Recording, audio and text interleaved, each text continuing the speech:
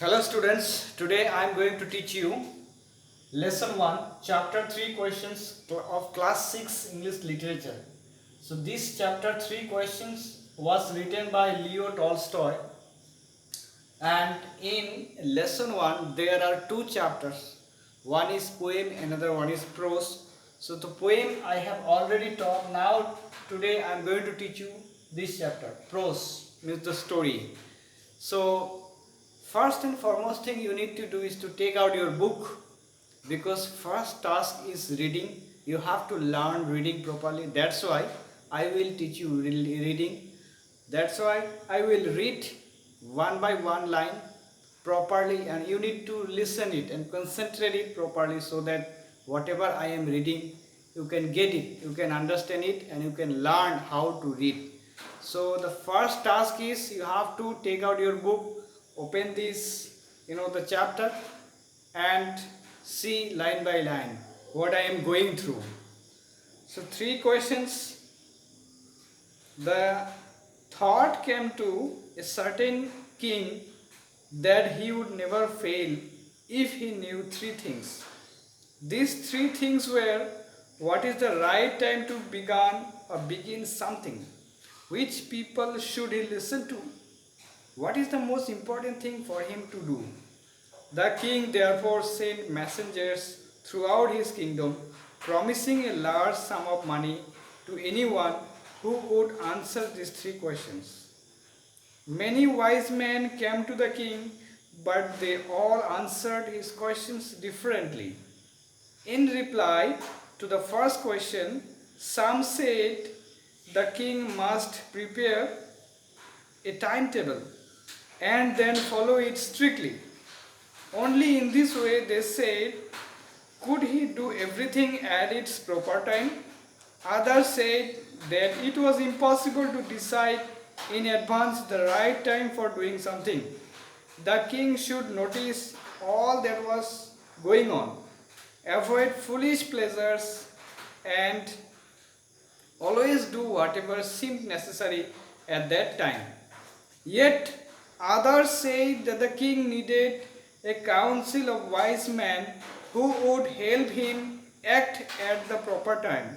This was because one man would find it impossible to decide correctly without help from others, the right time for every action. But then others said that there were some things which could be urgent. These things could not wait for the decision of the council. In order to decide the right time for doing something, it is necessary to look into the future. And only magicians can do that, or could do that. The king therefore would have to go to magicians. In their answers to the second question, some said that the people most necessary to the king were his counselors. Others said the priests. A few others chose the doctors, and yet others said that his soldiers were the most necessary. To the third question, some said science, others chose fighting, and yet others religious worship. As the answers to his questions were so different, the king was not satisfied and gave no reward.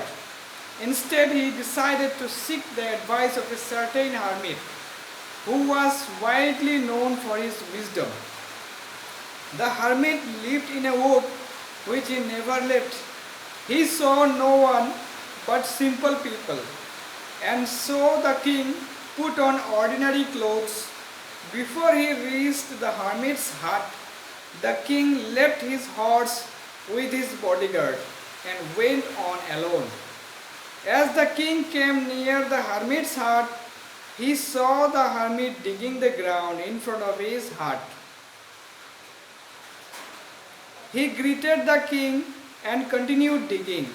The hermit was old and weak, and as he worked, he breathed heavily. The king went up to the hermit and said, I have come to you, wise hermit, to ask you to answer three questions. How can I learn to do the right thing at the right time? Who are people I need most? And what affairs are the most important? The hermit listened to the king but did not speak. He went on digging. You are tired, said the king. Let me take the spade and work in your place.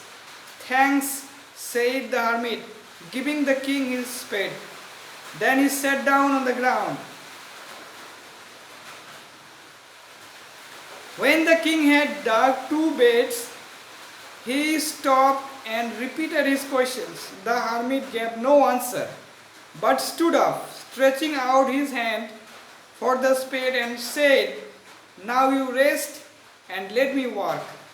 But the king did not give him the spade and continued to dig. 1 hour passed, then another.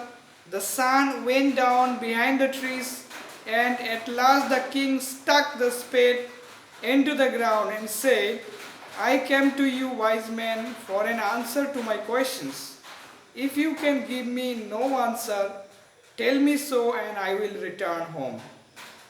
Here comes someone running, said the hermit. In Unit 2, I have to read, so once again you listen and follow. The king turned round and saw a bearded man running towards them. His hands were pressed against his stomach, from which blood was flowing.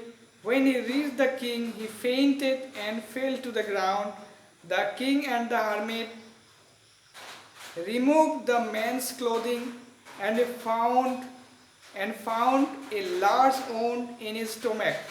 The king washed and covered it with his handkerchief, but the blood would not stop flowing. The king redressed the wound until at last the bleeding stopped. The man felt better and asked for something to drink. The king brought fresh water and gave it to him. By this time the sun had set and the air was cool. The king, with the hermit's help, carried the wounded man into the hut and laid him on the bed. The man closed his eyes and lay quiet. The king, tired by his work and the work he had done, lay down on the floor and slept through the night. When he awoke, it was several minutes before he could remember where he was or who the strange bearded man lying on the bed. Forgive me, said the bearded man in a weak voice when he saw that the king was awake. I do not know you and have nothing to forgive you for, said the king. You do not know me, but I know you. I am that enemy of yours who swore revenge on you, because you put my brother to death and seized my property. I knew you had gone alone to see that hermit, and I made up my mind to kill you on your way home. But the day passed and you did not return, so I left my hiding place and came upon your bodyguard, who recognized me and wounded me. I escaped from him, but I should have died if you had not dressed my wounds. I wished to kill you, and you have saved my life. Now, if I live, I will serve you as your most faithful servant and will order my sons to do the same. Forgive me. The king was very happy to have made peace with his enemy so easily and to have won him over as a friend. He not only forgave him but said he would send his servants and his own doctor to look after him, and he promised to give back the man his property. Leaving the wounded man, the king went out of the hut and looked around for the hermit.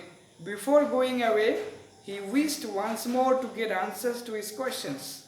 The hermit was on his knees, showing seats in the beds that had been dug the day before. The king went up to the hermit and said, For the last time I beg you to answer my questions, wise man. You have already been answered, said the hermit, still bending down to the ground and looking up at the king as he stood before him. How have I been answered? What do you mean? Do you not see? Replied the hermit.